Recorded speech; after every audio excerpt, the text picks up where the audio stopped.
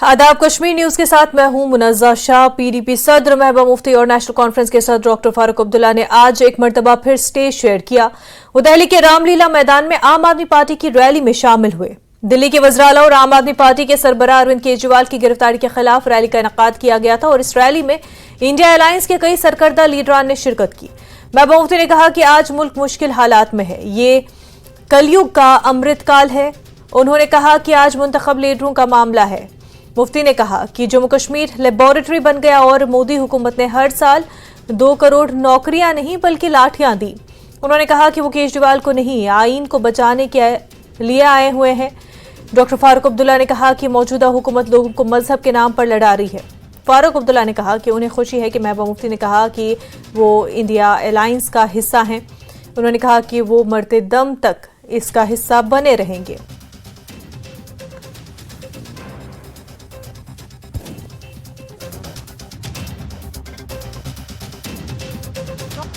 आज देश बहुत मुश्किल हालात से गुजर रहा है।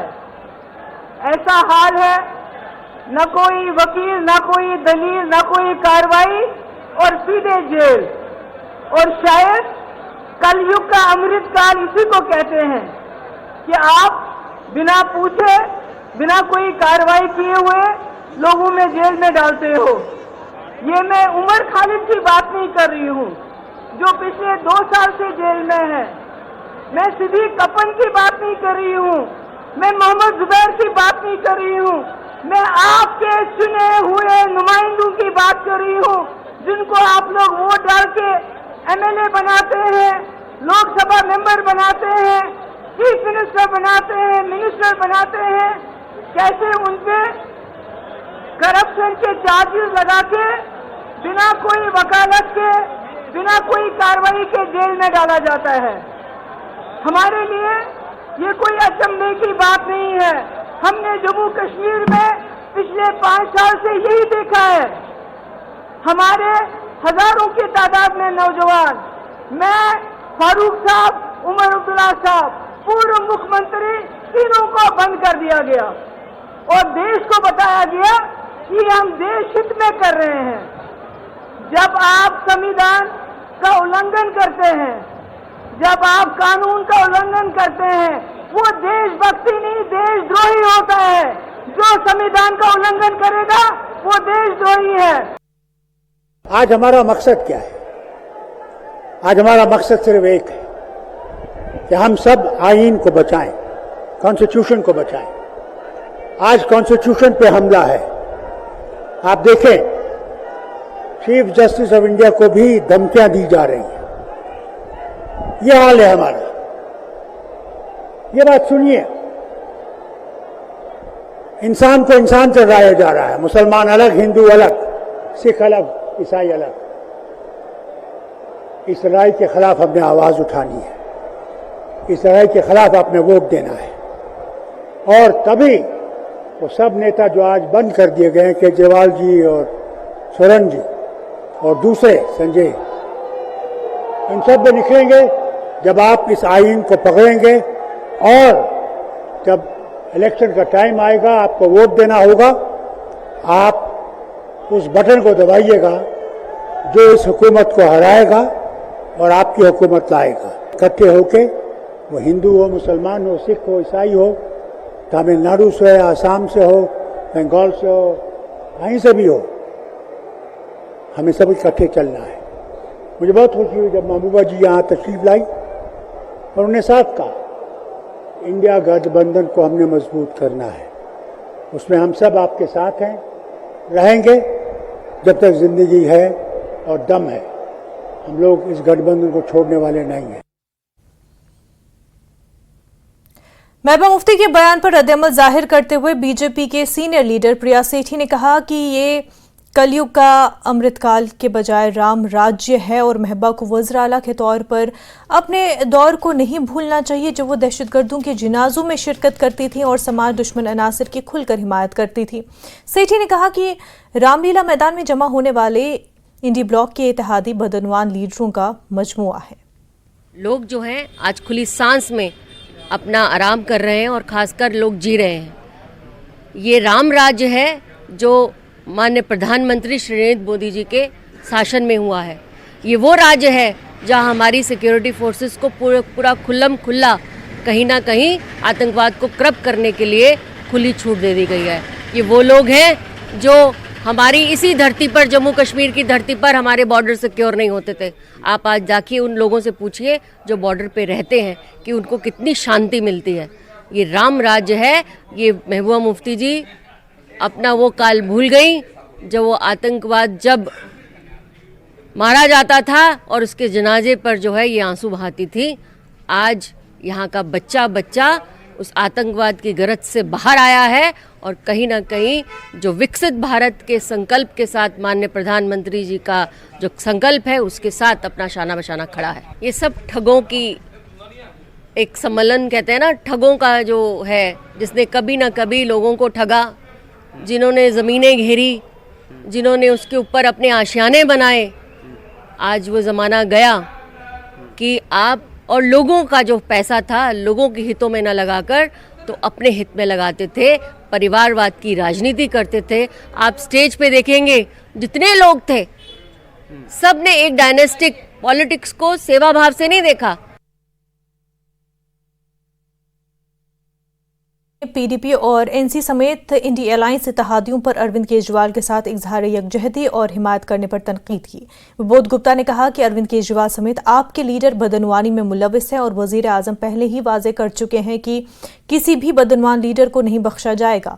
पीडीपी और एनसी दोनों लीडर जानते हैं कि अगला नंबर उनका हो सकता है। बीजेपी इसको इस ढंग से देखती है कि चोर चोर मुसरे भाई। अब हर तरफ उन लोगों को जिन्होंने जनता का रुपया लूटा है, देश के खजाने को लूटा है और अपने घर भरे हैं, उनमें घबराहट है, उनमें बेचैनी है। इसलिए ये सारे लोग इकट्ठे होकर केजरीवाल के बहाने अपने आप को बचाने में लगे हुए हैं। जहाँ तक आपने अमर अब्दुल्ला और नेशनल कॉन्फ्रेंस और पीडीपी की बात की है, इन दोनों से बड़े अपॉर्चुनिस्ट कोई नहीं है। ये दोनों पॉलिटिकल पार्टियाँ पावर के साथ चलती है, ये पावर के बिना नहीं रह सकती। ये दोनों पॉलिटिकल पार्टियां भाई भतीजाबाद की पार्टियां हैं, दादा पिता पोते की पार्टियां हैं और इनको लगता है कि कहीं ना कहीं 70 वर्ष जो इन्होंने जम्मू कश्मीर के खजाने को लूटा है तो नंबर इनका भी लगेगा। इसलिए केजरीवाल के बहाने अपना बचाव करना चाहते हैं।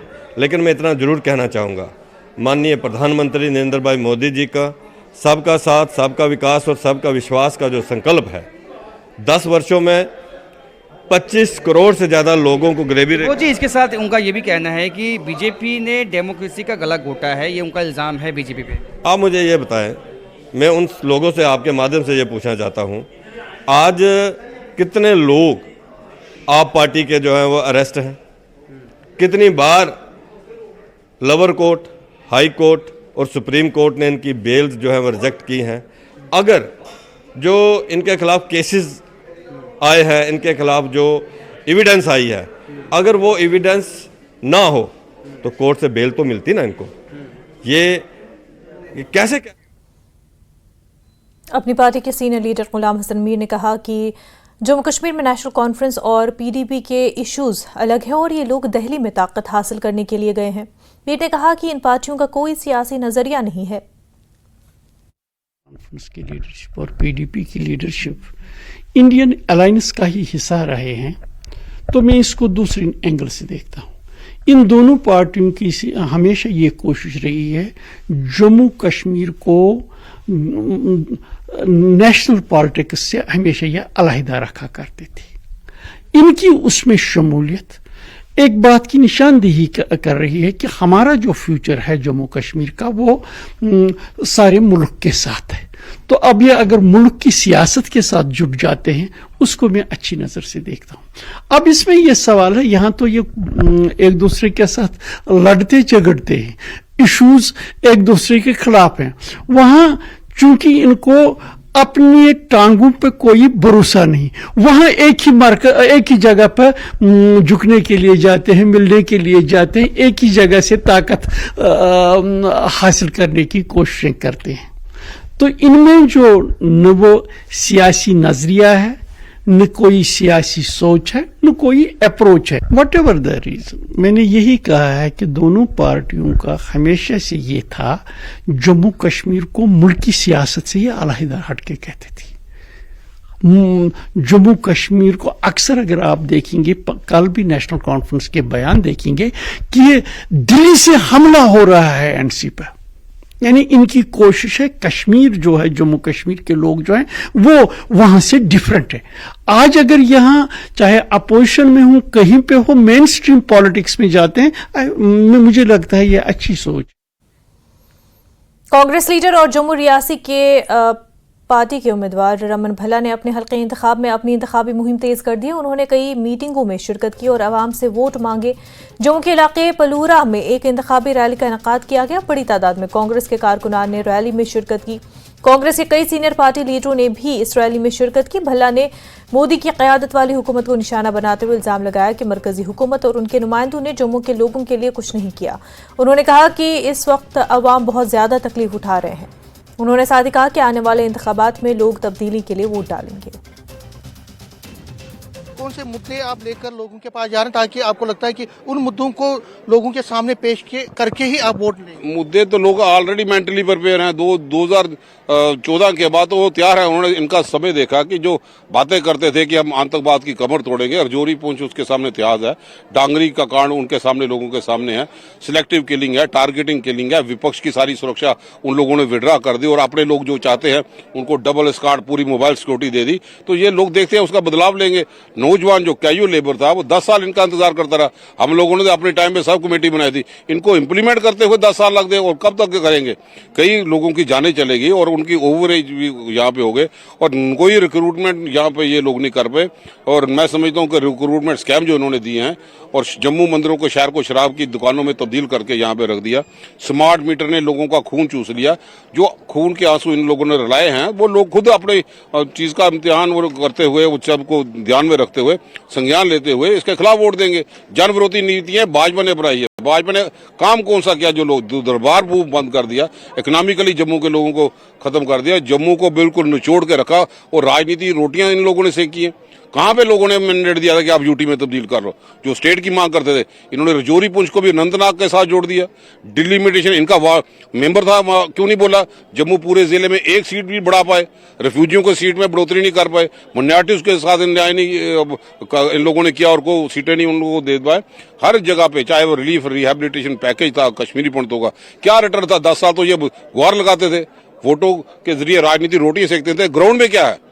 ग्राउंड में जब किसी का पेट ना पल पाए, महंगाई किचन की बजट चरमरा जाए, लोग कहां पे जाएंगे? कोरोना के बाद इकोनॉमिकली मजबूत नहीं कर सके। यहाँ का ट्रांसपोर्ट सेक्टर बिल्कुल फेल होकर रह गया। गरीबों की सरकार तो कहीं है नहीं, इसलिए उनको डर लगता था कि असेंबली के चुनाव आ जाए तो पूरी दुनिया देखेगी कि भाजपा जो गुहार लगाती थी, हमने जम्मू कश्मीर के लोगों को बहुत खुश कर दिया, स्विट्जरलैंड बना दिया। आप पिलग्रिम रियासत थी जम्मू कश्मीर की, कौन सी सुरसर लेक बना पाए?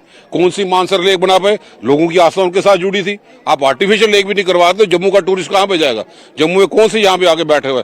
क्या जम्मू में जो 20 आदमी वैष्णो देवी के श्राइन में स्टैम्पीड के मर गए, कौन जिम्मेवार था? भाजपा चुप क्यों बैठे रहे? क्यों लोगों के सामने इंक्वायरी की रिपोर्ट नहीं दी? हम सब चीजों का हिसाब लेंगे। एक सवाल है, आपने बदलाव की बात की, आप स्पीच दे रहे थे, कह रहे थे बदलाव।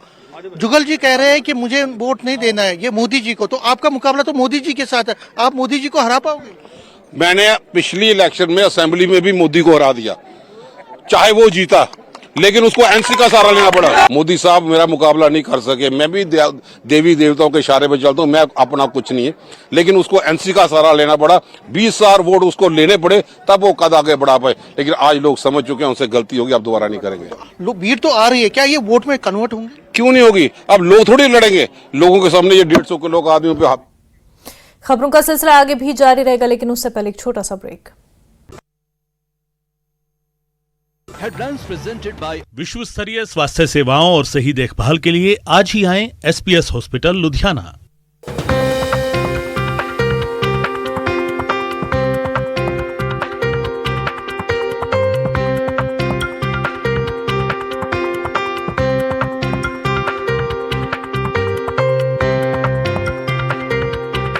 हेडलाइंस प्रेजेंटेड बाय विश्व स्तरीय स्वास्थ्य सेवाओं और सही देखभाल के लिए आज ही आएं SPS हॉस्पिटल लुधियाना। आप अगर भारत सड़क सुविधा प्रदान करने में विफल रहा तो चुनावों में हिस्सा नहीं लेंगे और बहिष्कार करेंगे।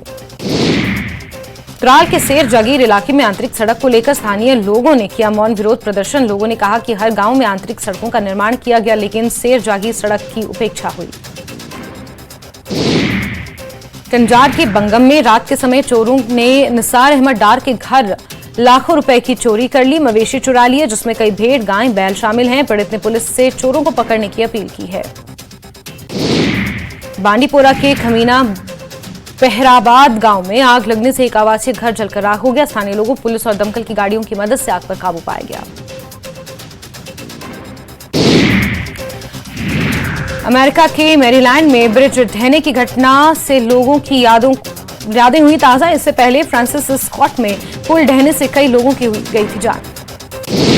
न्यूयॉर्क में एक पुलिस अधिकारी की ट्रैफिक रोकने के दौरान गोली मारकर की गई हत्या। जांच में जुटी पुलिस मेयर ने जताया दुख। भारतीय सैनिकों की मालदीव से वापसी को लेकर हुए समझौते पर मोइजू सरकार का बड़ा फैसला। मोइजू सरकार ने समझौते को सार्वजनिक करने से किया इनकार।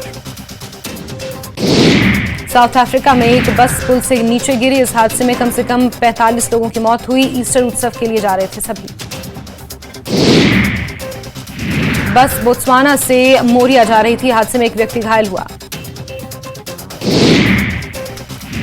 सैम बैंकमैन-फ्राइड को क्रिप्टो करेंसी धोखाधड़ी के लिए 25 साल की जेल की सजा सुनाई गई। अदालत ने कहा यह इतिहास की सबसे बड़ी वित्तीय धोखाधड़ी में से एक।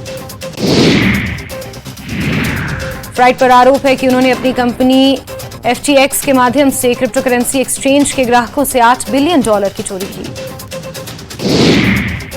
अंतर्राष्ट्रीय न्यायालय ने इजरायल को दिया आदेश। अकाल से बचने के लिए गाजा में सहायता के निर्बाध प्रवाह को सक्षम करने का आदेश। गाजा में अकाल पड़ने का खतरा। 3 हफ्ते बाद भी नहीं टूटा शैतान का काला जादू। नया रिकॉर्ड बनाने को आतुर फिल्म। 21 दिनों में शैतान ने घरेलू बॉक्स ऑफिस पर 134 करोड़ का किया बिजनेस। विक्रांत मैसी की द साबरमती रिपोर्ट का दमदार टीजर रिलीज। गोधरा अग्निकांड पर बनी है ये खौफनाक कहानी। 3 मई को होगी रिलीज। सुहाना, अनन्या और शनाया को अपना लकी चार्म मानते हैं शाहरुख खान। KKR की IPL जीत के बाद किंग खान ने कही ये बात। बिल गेट्स से बातचीत के दौरान प्रधानमंत्री मोदी ने डिजिटल रेवोल्यूशन का किया जिक्र। साथ ही बताया उन्होंने टेक्नोलॉजी को लोकतांत्रिक बनाने पर किया फोकस। इस बातचीत के दौरान प्रधानमंत्री मोदी ने आयुष्मान भारत योजना का किया जिक्र। आयुष्मान आरोग्य मंदिर को लेकर भी विस्तार से की चर्चा। बिल गेट्स से बातचीत के दौरान प्रधानमंत्री मोदी ने शिक्षा और कृषि क्षेत्र पर की बातचीत। प्रधानमंत्री ने कहा कृषि क्षेत्र में तकनीक से क्रांति आई। प्रधानमंत्री मोदी ने बिल गेट्स से बातचीत के दौरान कहा डिजिटल डिवाइड नहीं होगा। साथ ही कहा डेटा सुरक्षा भी एक बहुत बड़ी चुनौती। ब्रेक के बाद आपका खैर मकदम है। साबिक वजीर सईद बशारत बुखारी ने बारामूला पार्लिमानी निशस्त पर किसी उम्मीदवार को गैर मशरूत हिमायत देने का ऐलान किया। बशारत बुखारी ने कहा कि वो किसी ऐसे उम्मीदवार के हक में इंतखाबी मुहिम चलाएंगे जिसके बारे में उन्हें लगे कि वो लोगों की बेहतर नुमाइंदगी करेंगे। बुखारी ने कहा कि पार्लिमानी इंतखाबात में उनके पार्टी से ज़्यादा उम्मीदवार ज़्यादा अहम रहेगा। और बुखारी ने यह भी कहा कि उन्हें कुछ पार्टियों से ऑफर मिल रहे हैं मगर उन्होंने किसी पार्टी में शामिल होने से मुतल्लिक अभी कोई फैसला नहीं किया। जैसे आपको मालूम है कि हमने कोई 20-25 दिन पहले यहाँ पे एक इजलास, मेरे साथियों ने एक इजलास बुलाया था, मुझे भी दावत दी थी उसमें। तो वहाँ पे इसी बात पे बहुत बात हुई, बहस हुई कि हमें क्या करना चाहिए आगे का लाही अमल। अल्टीमेटली ये निकला कि सब लोगों ने कहा कि जो आपका फैसला होगा हमें कबूल होगा, आप जो फैसला करेंगे हम आपके साथ हैं। उसके बाद भी बातचीत चलती रही। लेकिन एक चीज़ है कि चूँकि अभी सिर्फ पार्लियामेंट इलेक्शन है, अभी असम्बली का इलेक्शन नहीं है। अब असम्बली और पार्लियामेंट के इलेक्शन में आसमान ज़मीन का फ़र्क है, तकाज़े अलग अलग हैं, एतबारियत अलग अलग है, उम्मीदें अलग अलग वाबस्ता होती हैं। तो अब चूँकि असम्बली नहीं है इसलिए हमने सोचा कि हम कोई बड़ा फैसला नहीं लेंगे उस एतबार से। लेकिन जो पार्लियामेंट है ये भी हम छोड़ेंगे नहीं, क्योंकि पार्लियामेंट के साथ भी लोगों को खास उम्मीद वाबस्ता होती है। हमारे लोगों की भी उम्मीद है वाबस्ता है कि हमारा भी कोई जाए। तो हमने ये फैसला कर लिया कि इंशाअल्लाह हम ये देखेंगे कि कौन सा, जितने भी कैंडिडेट अब सब आएंगे मैदान में, अभी तो सब सारे हैं नहीं, तो हम ये देखेंगे कि कौन सा कैंडिडेट उम्मीदवार बेहतर लगेगा हमें, हमारे इलाके को, हमारी कॉन्स्टिट्यूंसी को कौन सा बेहतर लगेगा हमारे लोगों को, तो हम उस कैंडिडेट को सपोर्ट करेंगे, जो भी होगा वो कैंडिडेट। अनकंडीशनल गैर मशरूत तौर पर सपोर्ट करेंगे। सिर्फ सपोर्ट ही नहीं करेंगे बल्कि हम उनके हक में कैंपेन भी चलाएंगे, मुहिम भी चलाएंगे, घर घर जाएंगे, क्योंकि हम भी चाहेंगे कि जो कैंडिडेट होगा, जो जीतेगा, उसमें हमारा भी कंट्रीब्यूशन हो, ताकि हमारे भी मामला तो मसाइल के एतबार से बात हो। ये आज हमने फैसला किया। ये आपने तय किया होगा, कोई कैंडिडेट आपके जहन में होगा कि जो आप कल उसको सपोर्ट करेंगे? भी हमने वो चीज जहन में पूरी रखी नहीं। हमने ये रखा कि हम देखेंगे कि कितने कैंडिडेट कुल होंगे मैदान में, और फिर हम मिलेंगे उस वक्त हम फिर मिलेंगे, फिर उस वक्त हम फिर मशवरा करेंगे कि किसको सपोर्ट करेंगे। क्या कोई लाहेमा है किसी पार्टी का दामन थामेंगे? और एक से निकला, दो से निकाला गया। सियासत में ऐसा होता है कि अब लोगों को एतबार करना भी मुश्किल होता है, लोगों का भी कसूर नहीं है, क्योंकि ऐसे मामला ही हैं। अब अगर मैंने पहले कोई फैसला किया होता तो ना ये लोग आते, ना हम बहस करते, ना हम मीटिंग करते, ना हम इस नतीजे पे पहुंचते क्या करना है। इसका मतलब ही है, जो आज ये हमने मशवरा किया, इसका मतलब ही है कि हमने कोई चीज सोच के नहीं रखी थी। हालांकि सब लोग कहते थे बाहर एमएस की सोच मत, मगर ऐसा कुछ नहीं था। अब जो सामने आज आ गया, हमने कह दिया। पार्टियों के लिए चमगोइयां भी हुई है कि बशार साहब पीडीपी का दामन थामेंगे या आज़ाद साहब की पार्टी का दामन थामेंगे, तो कहाँ तक उसमें हकीकत है? क्या कुछ है उसमें आपका कुछ लाहेअमल? अगर मैं आपको ये कहूँ कि ये सारा गलत है तो मैं गलत बोलूँगा, क्योंकि बातचीत चलती रहती है, लोग बात करते रहते हैं, मशवरा करते रहते हैं। ऑफर, उनका बड़प्पन जो बोलते हैं, उनका बहुत बड़प्पन, अल्लाह सलामत रखे सबको। इसका मतलब ऑफर आपको आया है? आते रहते हैं ना, अब जाहिर सी बात है, आप इस फील्ड में तो लोग तो याद करते ही हैं, लेकिन फैसला कुछ नहीं हुआ। हाँ, बातचीत चलती है, इसमें कोई शक नहीं। नेशनल कॉन्फ्रेंस के चीफ तर्जुमान ने दिल्ली में महबा और फारूक के स्टेज शेयर करने पर रद्दअमल जाहिर करते हुए कहा कि ये देखना अच्छा है कि इंडिया अलायंस मुत्तहिद है, जिससे जाहिर होता है कि इस इत्तेहाद के तमाम सरकर्दा अफराद एक प्लेटफॉर्म पर हैं। उन्होंने कहा कि इंडिया अलायंस में कोई दरार नहीं है और जब भी इलेक्शन होंगे वो मुत्तहिद होकर लड़ेंगे। तनवीर सादिक ने कहा कि पिछले 5 सालों से जम्मू कश्मीर में गवर्नर राज है, आखिरी इलेक्शन 2014 में हुआ था। उन्होंने कहा कि ये यहाँ की मौजूदा सूरत हाल के बारे में वाज़ेह करता है। लोगों को बहुत से मसाइल का सामना है, लेकिन ऐसा लगता है कि उनको हल करने के लिए कोई नहीं है। उन्होंने कहा कि बीजेपी में घबराहट, और अगर उन्हें इतना भरोसा है कि वो सीटें जीतेंगे तो शायद ओपोजिशन पर इतना दबाव न डालते। अच्छी बात है, इंडियन अलायंस एक साथ है और इससे पूरा पता चलता है कि हमारे जो कायद हैं डॉक्टर फारूक अब्दुल्ला साहब और जो इंडियन अलायंस के जो मेन मेंबर्स हैं वो एक प्लेटफॉर्म पे है। हम तो पहले से कह रहे हैं कि इंडियन अलायंस में कोई दरार नहीं है। हम पूरी उम्मीद करते हैं कि जब भी इलेक्शन होगा तो इंडियन अलायंस एक साथ लड़ेगी। महबूबा मुफ्ती का बयान सामने आया जिसमें उन्होंने कहा कि कश्मीर को जो है वो लेबोरेटरी बनाया गया है जहाँ पे एक्सपेरिमेंट्स किए जा रहे हैं, हालात मुल्क की ठीक नहीं है। उसको आप किस तरह? देखिए, हालात तो हैं खराब, इसमें कोई दो राय नहीं है। आप ये सोचिए कि अब पिछले 5 साल से यहाँ गवर्नर रूल है और लास्ट इलेक्शन 2014 में हुआ है, तो 10 साल हो गए यहाँ इलेक्शन नहीं हुआ, तो हालात ठीक नहीं है। यहाँ लोगों के मसाइल हैं, यहाँ छोटे छोटे जो मसाइल हैं, बिजलियों की बिल है, अभी मुझे यहाँ कह रहे थे 1-1 लाख की बिलें आई हैं लोगों को, तो मसाइल बहुत है, लेकिन लोगों को कोई जो उसका इजारा है कोई कर नहीं पा रहा है। तो उसके लिए तो हालात तो ख़राब हैं। ओवरऑल जम्मू कश्मीर में हालात ख़राब है, पूरे मुल्क की हालात ख़राब है। जिस तरह से कल फारूक साहब का भी बयान आया, उन्होंने कहा कि बीजेपी पैनिक में है, इसलिए जो इलेक्शन के रिजल्ट है वो उनको साफ दिख रहे हैं। उसको आप किस तरह? पैनिक तो है। अगर उनके पास इतनी कॉन्फिडेंस होती कि वो सीटें जीत रहे हैं तो शायद अपोजिशन पे इतना हमला नहीं होता, शायद सिटिंग चीफ मिनिस्टर्स को वो अरेस्ट नहीं करते, शायद इतना ज़्यादा दबाव जो डाल रहे हैं अपोजिशन पे वो नहीं होता। तो किसी न तो किसी जगह बीजेपी को बहुत ज़्यादा दबाव है और उसकी वजह से वो अपोजिशन को। जम्मू में कांग्रेस समेत मुख्तलिफ सियासी जमातों के सैकड़ों लोगों ने बीजेपी में शमूलियत इख्तियार की और इस मौके पर न्यूज़ 18 से बात करते हुए बीजेपी के सीनियर लीडर प्रिया सेठी ने कहा कि जिस तरह से कांग्रेस पार्टी के रहनुमा जम्मू में बीजेपी में शामिल हो रहे हैं, इससे जाहिर होता है कि कांग्रेस के उम्मीदवार पहले ही जम्मू में अपनी सीटें हार चुके हैं। प्रिया सेठी ने दावा किया कि बीजेपी जम्मू कश्मीर की तमाम 5 लोकसभा सीटें जीत लेंगे। जितने हम सीटें लेके मार्जिन से जीते थे उससे 10 गुना ज़्यादा हम मार्जिन से दोनों लोकसभाएं जीतेंगे। आप बताइए, जुगल किशोर शर्मा जी आदरणीय भाई हैं, हमारे सांसद हैं, डॉक्टर जितेंद्र सिंह जी आप एमओएस हैं और प्रधानमंत्री जी के साथ शाना बशाना है। आप गिनते जाइए उनके प्रोजेक्ट्स, जो वो प्रोजेक्ट्स इन 10 सालों के अंदर लेकर आए हैं। कठुआ से शुरू हो जाइए और पाडा तक लेके जाइए। जम्मू की जो सीट थी वो पुंछ तक थी, आप लोरन तक थी। आप जाके देखिए कहाँ तक नेटवर्क गया है सड़कों का।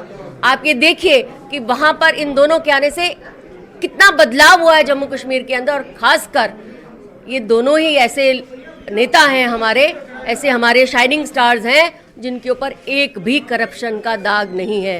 और दूसरी तरफ आप देखिए, दूसरी तरफ आप देखिए उन दोनों को जनता खुद जवाब देगी आने वाले समय में। कश्मीर घाटी में अभी तक जो है बीजेपी ने अपने पत्ते साफ नहीं किए हैं, वहाँ पे क्या लगता है थर्ड फ्रंट को सपोर्ट करेगी बीजेपी? भारतीय जनता पार्टी का संकल्प है हर बूथ तक पहुंचना, हर बूथ तक जो है उजागर करना, और मुझे लगता है आने वाले समय के अंदर भारतीय जनता पार्टी कैंडिडेट खड़े करेगी बीजेपी पूर्ण रूप से जो है आने वाले समय के अंदर 5 की 5 सीटें जो है भारतीय जनता पार्टी जीतेगी।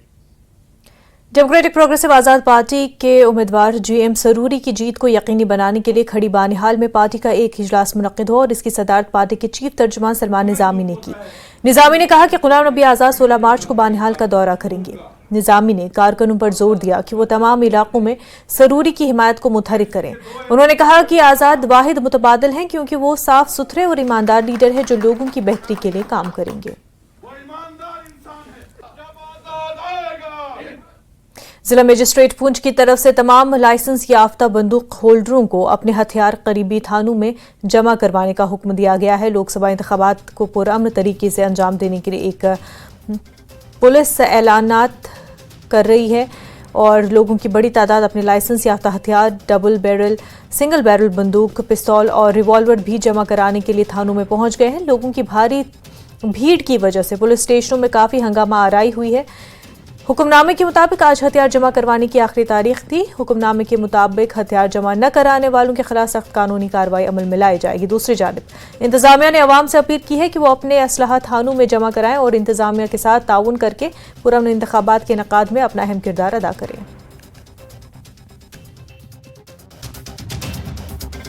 मतलब सेफ्टी की बात है, अगर किसी किस्म की कोई भी हादसा अगर रूनुमा हो जाता है इन दौरान, तो अगर हम आर्डर नहीं मानेंगे तो फिर उसमें हम भी उस शिकंजे में आ सकते हैं। इसलिए सबके लिए बेहतर है कि अपना अपना जो आर्म्स हैं, जो भी हैं, गन जितनी भी जिन्होंने रखी हैं, लाइसेंस के ऊपर इशू हैं, उनको डिपॉजिट करा देनी चाहिए क्योंकि वक्त का कोई पता नहीं, किसी किस्म का कोई भी हादसा रूनुमा हो सकता है और फिर उस वक्त जवाबदेही देना जो है वो मुश्किल हो सकती है।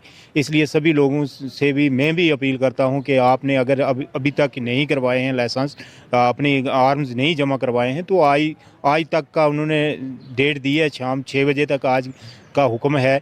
पुलिस की गाड़ी गई थी, उसमें अनाउंसमेंट भी की जा रही है कि आज ये आर्म जो हैं यहाँ पुलिस स्टेशन में जमा करवा दो। तो सभी लोगों को इस हुक्म की तामील करनी चाहिए। जो ऑर्डर किया था हमारे यहाँ के एडमिनिस्ट्रेशन ने, और कि आज शाम के 6 बजे तक जो वेपन हमारे पास लाइसेंस के वेपन हैं उनको जमा कराना है, तो उसी आदेश का पालन करते हुए ये बिल्कुल सही बात है कि हमने वेपन जमा कराना है। और भी जितने कोई साथी हैं जिन्होंने अपने घर में लाइसेंस वाले वेपन रखे हुए हैं और हमारे डिस्ट्रिक्ट एडमिनिस्ट्रेशन के आदेश और पुलिस के आदेश के अनुसार उन सबको भी जमा कराना चाहिए। और मैं अपनी जो लाइसेंस वाली ये गन है मेरी, मैं इसको लेके आया हूँ और यहाँ पर जमा कराना है ताकि हम कानून का मुट्ठी जम्मू में सेक्टर 2 में लेन नंबर 3 बरसों से अदम तवज्जोही की शिकार है। टीवी स्क्रीन पर इन नज़ारों को देखकर आपको ऐसा महसूस हो रहा होगा कि ये जम्मू के किसी दूर दराज इलाके के मंजर है, मगर ऐसा नहीं है। ये एक बाय लेन है जो जम्मू शहर की म्युनिसिपल हदूद में आती है। ड्रीम स्टीम मुट्ठी जम्मू के सेक्टर 2 लेन नंबर 3 में वाक़ इस गली की हालत गुज़िश्ता 15 सालों से ऐसी है। कई हुकूमतें आईं और कई गईं, लेकिन इस गली की हालत जूं की तूं रही। इस इलाके के मकीनों का कहना है कि बार बार की दरखास्तों के बावजूद इस गली को ठीक नहीं किया गया। उनका कहना है कि सड़क की खस्ताहाली और निकासी आब के नाकिस निज़ाम की वजह से उन्हें रोज़ाना की बुनियाद पर शदीद मुश्किलात का सामना है।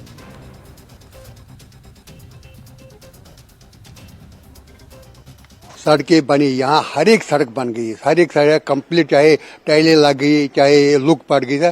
खाली ये 3 नंबर गली जिसमें कभी कुछ नहीं हुआ, ना सड़क का कुछ किया, ना हमारी इनका ड्रेनेज और ना हमारी बिजली लंप। हर एक जगह लंप लग गई लेकिन हमारी गलियों में नहीं लग गई। सारे कहते थे अच्छा अब अगले सीजन में, लेकिन असल बात ये है लेन नंबर 3 जो है इस ड्रीम सिटी सेक्टर 2 में हर जगह गलियां बनी है, टाइलें पड़ी है, लोग पड़ा है, एक्सेप्ट दिस वन, ये वाली, इसमें कुछ नहीं हुआ। नंबर 2 नलकों का पानी वो भी ऊपर वाले के भरोसे।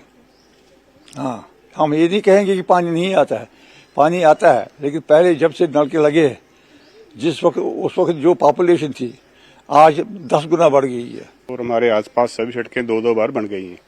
तो आप देख लीजिए, अभी यहाँ पानी खड़ा हुआ है, यहाँ भी जाओ जैसे पानी खड़ा हुआ है, बच्चे सुबह स्कूल जाते हैं तो उनको उठा के पार करना पड़ता है, ये बड़ी परेशानी।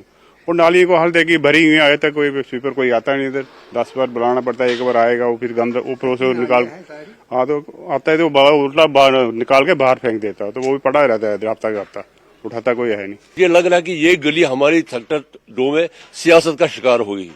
पहले बीजेपी का कारपोरेटर था, उसने कुछ नहीं किया, उसके बाद दूसरा कारपोरेटर एनसी का, उसने कुछ नहीं किया, जो बोला वो करेगा, इसने बोला वो करेगा, लेकिन किया किसी ने। सर जब हम यहाँ आए 2 इंच पाइप लगी है ऊपर से यहाँ तक, 4 इंच लगी है जहां तक ये लोग रह रहे हैं, तब से जब ये बस्ती बनी यहाँ 2 इंची पाइप आ रही है, क्या पानी आएगा 2 इंची में। यहाँ पर 5 बार हमने रिक्वेस्ट किया, फाइलें बनाई, समझ नहीं आया वो किस डस्टबिन में चली गई हमारी फाइलें। पिछले साल यहाँ लुक डालने आए लोग, वहां जेई साहब आया, मेजरमेंट कर दी, सारा मशीन लगी शाम को, सवेरे जब हम नींद से उठे मशीन भी गायब थी, जिस सड़क को पिछले साल डाला था उसी को दोबारा डाल दिया।